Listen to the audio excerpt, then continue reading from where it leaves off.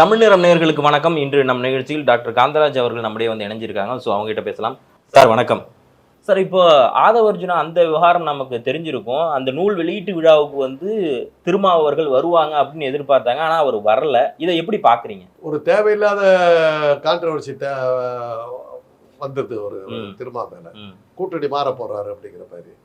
இந்த இந்த வெளியீட்டு விழாவுக்காக போய் அதனால வர லாபத்தை விட நஷ்டம் அதிகங்கிறது தெரிஞ்சு போச்சு. அதனால அவர் விலகிட்டு இருக்காரு. சாமர்த்தியமா விலகிட்டு இருக்காரு. பட் ஆனா எல்லாரும் என்ன சொல்றாங்கன்னா, மத்த எதிர்க்கட்சியினருக்கு விமர்சனம் வைக்கிறப்போ, இவர் என்ன விசிகாவோட துணை பொதுச் செயலாளர் கூட ஆதவர்ஜுன் நூல் வெளியீட்டு விழா இருக்கு. அதுல திருமா அவர்கள் கலந்துக்கல அப்படின்னா, திமுக இவங்களுக்கு அழுத்தம் குடுத்துட்டாங்க. பயந்துட்டாரு திருமா அப்படின்னு சொல்றாங்க. அது எதிர்கட்சி அப்படித்தான் சொல்லணும். ம். அதுக்காக பயந்துக்கிட்டாரு. ஏங்க ஒரு விஷயத்தை பார்த்து ஒரு பாம்பை கண்டு கொஞ்சம் நம்ம ஒதுங்கி நிக்கிறோம்னா ம். அதுல பயப்படாம இருந்தாங்க வீரன்னு நினைக்கிறதா? இல்ல ஆனா கட்சிக்காரர் தான் நூல் வெளியிடுறாரு. இருக்கட்டுங்க. அது பாம்புன்னு தெரிஞ்சு போச்சு. விலகுறாரு. அவ்வளவுதான். ஓகே. ரோட் ரோலர் வருதுங்க. ம். ஸ்லோவா தான் வருது. ம். இவ்வளோ ஸ்லோவா வர்ற வண்டியை இழுத்து பிடிச்சி நிறுத்திடுவேன்னு போய் நிறுத்த முடியுமா? ரோட் ரோலர் கொண்டு பயந்துட்டேன் அப்படின்னாக்க என்ன அர்த்தம்? புத்திசாலித்தனம். அதுக்கிட்ட மோதக்கூடாது. ஓகே. அது போற வழியில் விட்டுடும். ஓகே. அவரு நீங்க சொல்ற அந்த இவர் வந்து பெரும் பணக்காரர். ம். அவருக்கு ஏதோ காரணத்துக்காக விசிகாவில் இருந்திருக்கிறாரு. எந்த காரணத்துக்காக இருந்தாருன்னு நமக்கு தெரியாது. ம். அவர் வந்து அவருடைய பணபலத்தை வச்சுக்கிட்டு என்ன வேணாலும் செய்யலாம்னு அவர் நினைக்கிறார். ம். அப்படிப்பட்ட ஒரு சூழ்நிலையில தான் இன்னைக்கு அவர் அந்த பக்கம் போயிருக்கிறாரு. பாஜகவுக்கு அவர் சப்போர்ட்டா இருக்கலாம். ஒருவேளை இருக்கலாம். இருக்கலாம். அது பாஜக இந்த அம்பேத்கர் நூலை வெளியிடுறதே பாஜக கூட்டம் தான் வெளியிடுறதா கேள்வி.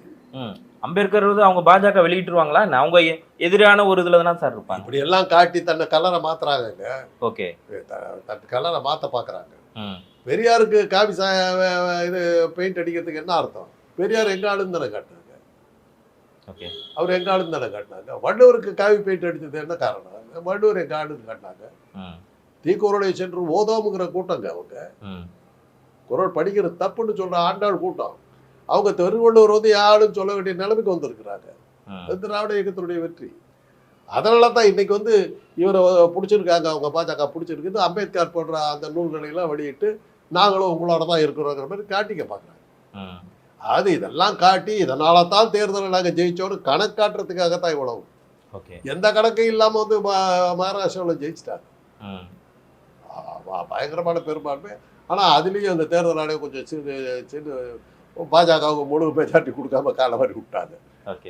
அப்படி பார்க்கும்போது அந்த தேர்தல் ஆணையத்திலேயும் யாரோ கொஞ்சம் ஸ்லீப்பர் செல் இருக்காங்க. காலை மாதிரி விட்டுறாங்க. ம்.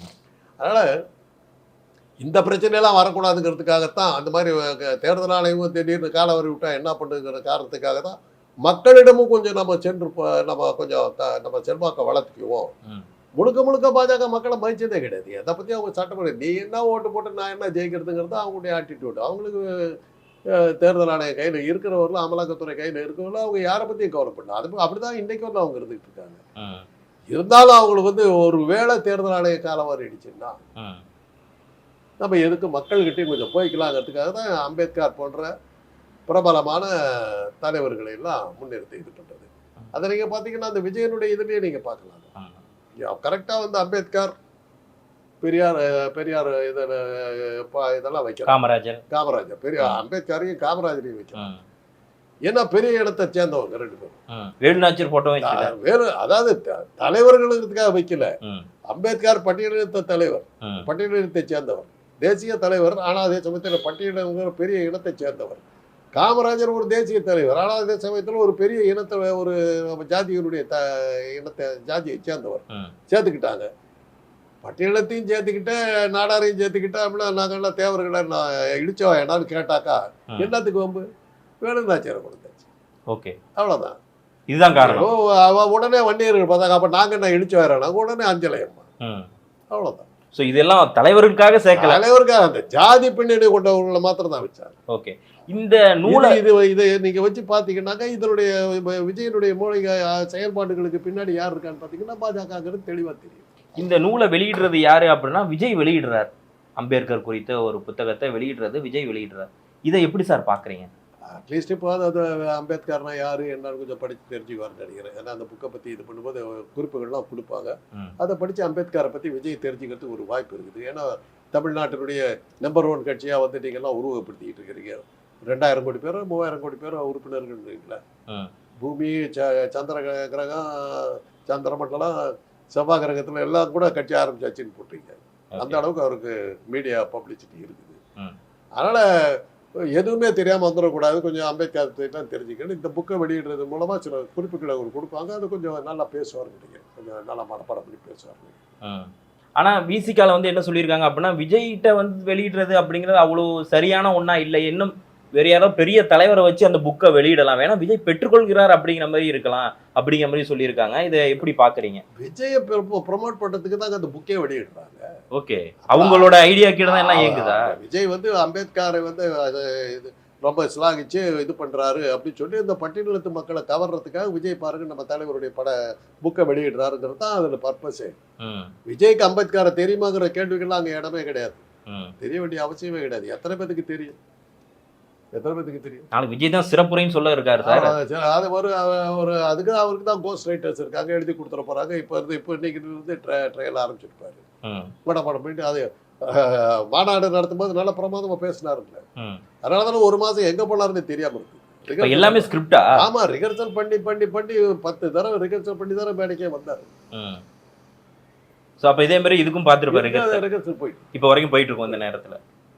ஓகே, ஸோ ஒருவேளை இப்போ ஆதவர்ஜுனா விசிகாவுக்கு தான் இருந்தாப்ல, ஆனா இப்போ இருக்கிறப்போ விஜயை சப்போர்ட் பண்ண, ஒருவேளை விஜய்க்கு சப்போர்ட் பண்றது தான் இந்த இதுக்கு கொண்டு வர்றாரு. அவர் ஒரு பெரும் பணக்காரருக்கு, பாஜகவை எடுத்துக்கிட்டு இந்த நாட்டில் பெரும் எந்த பணக்காரரும் இருக்க முடியாது. அதனால பாஜக சொல்றதை கேட்டு தான் ஆகணும். விசிகாவில் உட்காந்துட்டு என்ன பண்ண முடியும்? அதனால வெளியே வந்திருக்காரு. வெளியே வந்து விஜய் வந்து இது ஒரு பெரிய ஆதாரம். விஜய் வந்து பாஜக அவருடைய கையாளுங்கிறதுக்கு இது ஒரு ஆதாரம். ஆனா ஆதவர்ஜுன் விசிகால தானே சார் இருக்காரு, இன்னமும் விசிகால இருக்கிறாருங்க. விசிகா விட்டு அவர் விசிகாவுக்கு இந்த கலர் கொடுக்கறதுக்கு அவர் ட்ரை பண்றாரு, தன்னுடைய செல்வாக்கை காட்டி திருமாவளவன் இந்த பக்கம் இழுக்க பாக்குறாரு.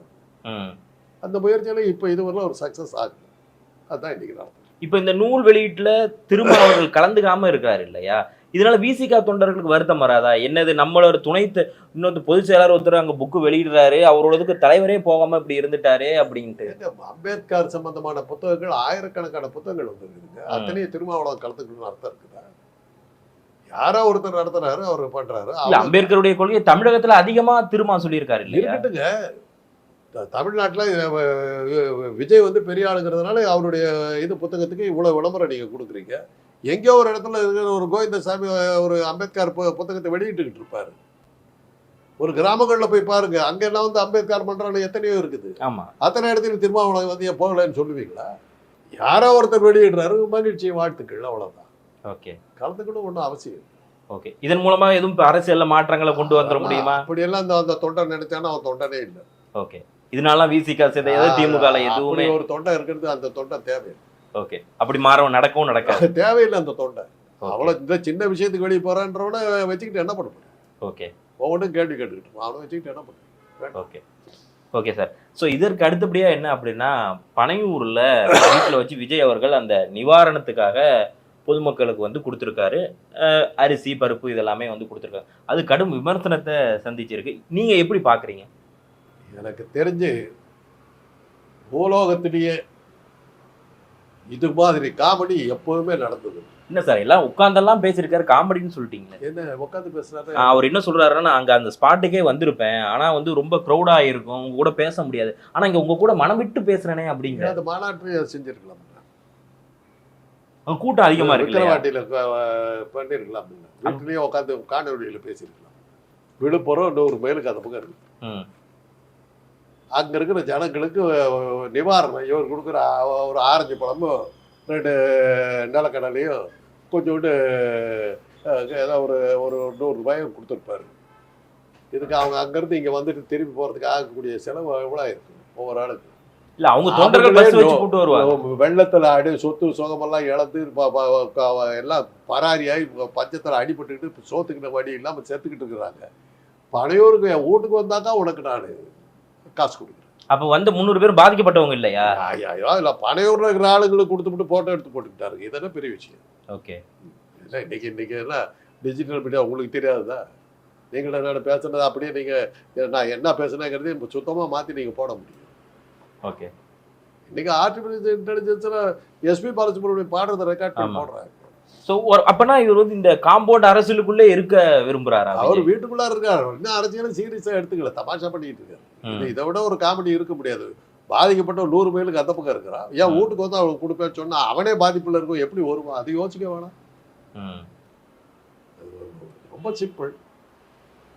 ஒரு ஷோக்காவது அங்கே போயிருக்க வேண்டாம். ஓகே. ஸோ இது வரைக்கும் அவர் கட்சி ஆரம்பிச்சிட்டாரு. கட்சி ஆரம்பிச்ச பிறகு எல்லாருமே சொல்லுவாங்க அவர் கட்சி ஆரம்பிக்கட்டும் அதுக்கப்புறம் பார்க்கலாம் அப்படின்னா, இது வரைக்கும் எந்த பெரிய அளவிலான போராட்டங்களையும் முன்னெடுக்கல.